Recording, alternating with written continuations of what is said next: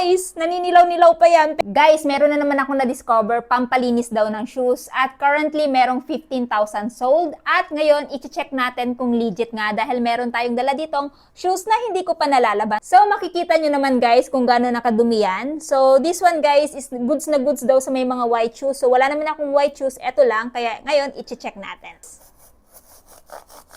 Kailangan mo lang talaga siyang diinan. Ipipress mo lang talaga siya ng ganyan. Ayan.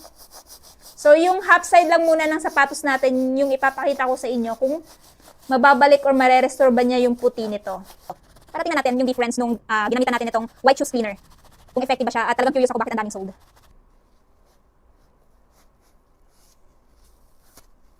Look! OMG! Legit nga!